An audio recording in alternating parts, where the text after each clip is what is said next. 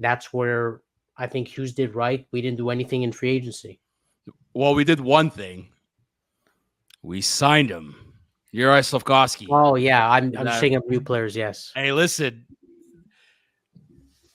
In all honesty, I just when Habs fans thought it couldn't get any better after selecting Demidov and then even Hage, Koivu Sud, they signed Juraj Slafkovsky, like Anthony said, to that extension.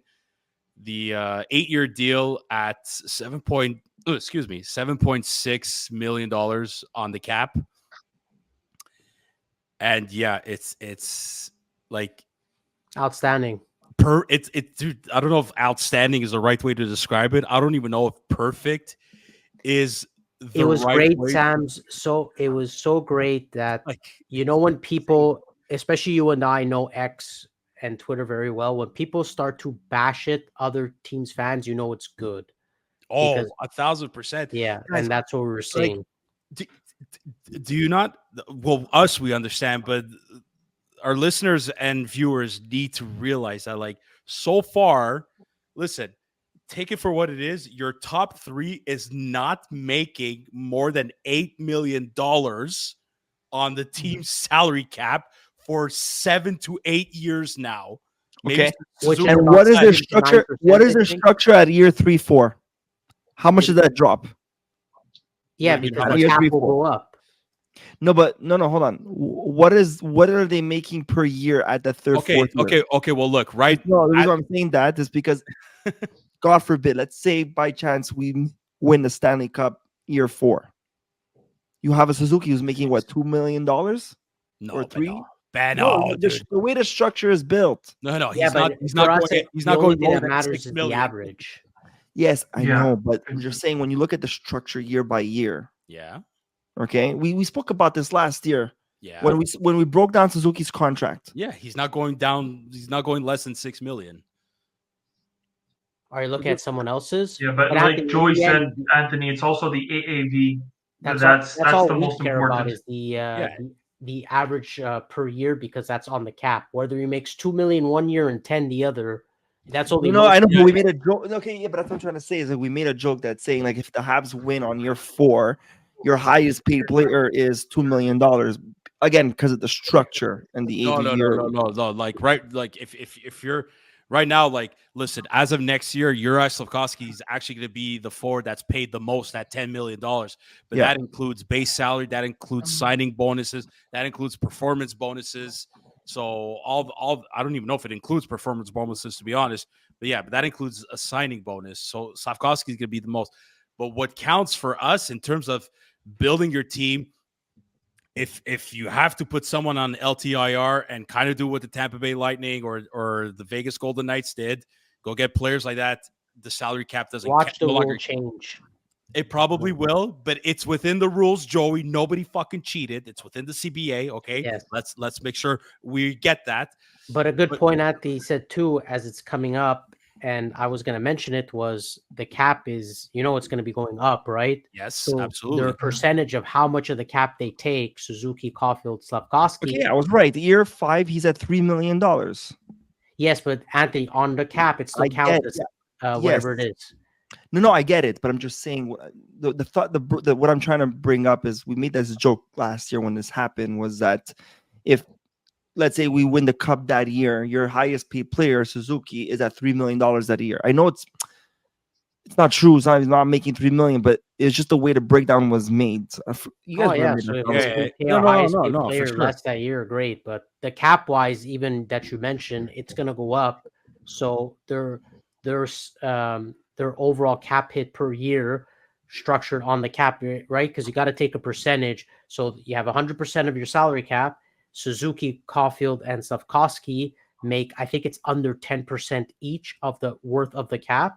Mm-hmm. And as the cap goes higher, the percentage of how much cap they take goes down, which is even better for us. Someone like Matthews, Marner, and Nylander together, they make, maybe you know this more, Sam, don't they make up like maybe not half the cap? Don't they make? It's, look, I'll go 40 million. It's like go on. 40 million. Yeah, so they make nearly half the Here- cap, where Suzuki, Caulfield, and Slafkovsky make like Yeah, maybe Matthews is 15-20% of it less. Matthews 15.1, Nylander 13.1 cap percentage on the team, Tavares 12.5, Marner So 12.4, only Morgan Riley's at 8.5 percentage, right?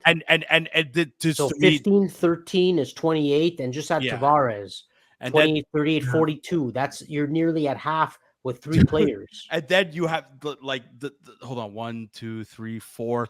Morgan Riley's fifth most. The sixth is Tanev. That stupid contract. That is a Fuck you, fucking garbage Toronto. contract. Fuck you, Toronto. You deserve that contract. Anyways, man, but like most importantly, I think is what Slafkovsky said in his press conference, saying, I really want to stay here because we're building something extremely special together, in his broken English, but it was perfect anyways. And it's true, Anthony, man. You feel the family vibe from these kids, from these players, from the coaching staff, from management, even from the development coaches like Paul Byron. Now that even look, man, say what you want about Alex Burrows, but the fact that he's not going to be an assistant coach anymore, but still wants to be part of this organization as a development coach, that to me says something. That to me, that And to maybe me, our power play will get better. maybe it will, but at the end of the day, like for him to step down as an assistant coach and still and want to be part of the organization says a lot. I to me it does. And listen, I know where Burroughs lives. I get why he did it. I really, really do. It's not a stalker alert. I met the guy. I met his family before when he visited my fire station in the town that we live in. Don't want to give it away. I could understand why he made that decision. There's a terrible bridge in this area that is just awful. It's awful to get through night in, night out from the town we live in to Montreal to Brossard. It's just terrible. I get the reason why. Good for him. Is that the reason? It's one of the reasons. It's one of the reasons Yeah, why it must be like an hour. It has to be like an hour and a half each way for the poor guy. He mentioned it in he joked about it in his presser. Burroughs, I caught that last bit of it. And really, I didn't know this. It's tough on his family. I think he's got a 5-year-old and a 3-year-old. Like it's tough on him. I met the family. I met his wife. She's a super sweet lady. It's got to be tough, man. For he's still a young dad. So, but for like we've been saying, Anthony, man, there's something good like Adam Nicholas too, with Paul Byron, with Francis Bouillon, with Alex Burrows. Looking forward to see who the new assistant coach is going to be. And even Laval needs a new head coach, but there's something great going on with this team, guys. And now we're adding talent.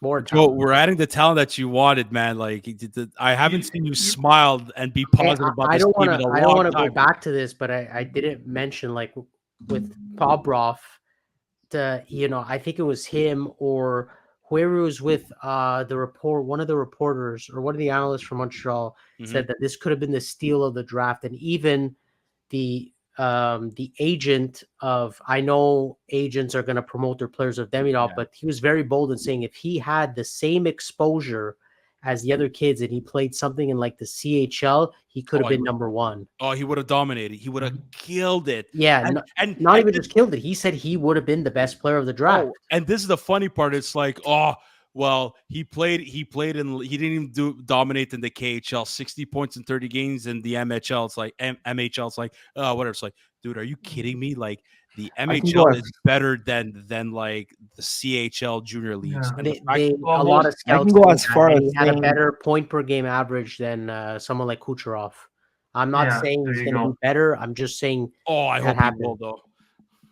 I can go as far as saying if he wasn't Russian, he probably would have been picked number 1 or 2. Anthony, that was the exposure, right? The agent said if he played in the Canadian Hockey League, he would have had more exposure, and he said he would have been number 1. Go, Chris. Well, look, I'm starting to drool. Just obviously at the idea of Demidov playing hockey here, but I find that the Montreal Canadiens are like exercising their demons it's a weird expression to say, but it seems as though this organization has just passed up on all of the right players, meaning they screwed up far too many times. And one of the guys that I didn't even have time to talk about on my side was Michael Hage. And Michael Hage, I had said it earlier in one of the videos that we posted. It reminds me a lot of Claude Giroux. I don't think he's the same style of player. I don't think he's going to put up 1,000 points necessarily. I hope he does. But it's like every single time that we were in a position to draft somebody who was from here, we drafted somebody who couldn't withstand the pressure, who didn't necessarily have what it took.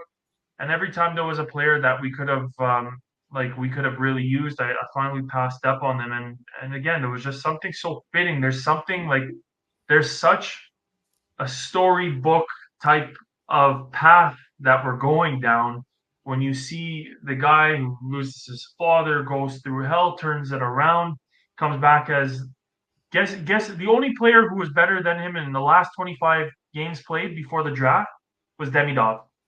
Second on that list was Michael Hage in most points in the last 25 games.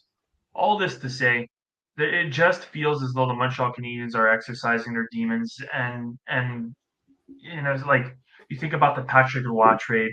It's like the Patrick Roy commercial comes out. They overcome that. Mike Camilleri traded mid game. We had him back last season. Oh my We God. were like, it's almost as though the Montreal Canadiens are undoing all the stupid and horrible shit that they've done for the better part of 3 decades.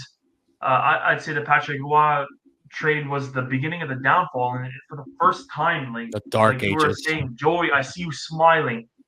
Yeah, I have something to say with Patrick reflected Roy. upon my own fandom, and I said, there were times that maybe I thought too much of our team, and on paper, I should have been a smarter fan and known that maybe Carey Price was standing on his head, and that was the only reason why we're progressing throughout the rounds. But I think for the first time, we have a legitimate reason to actually get really excited.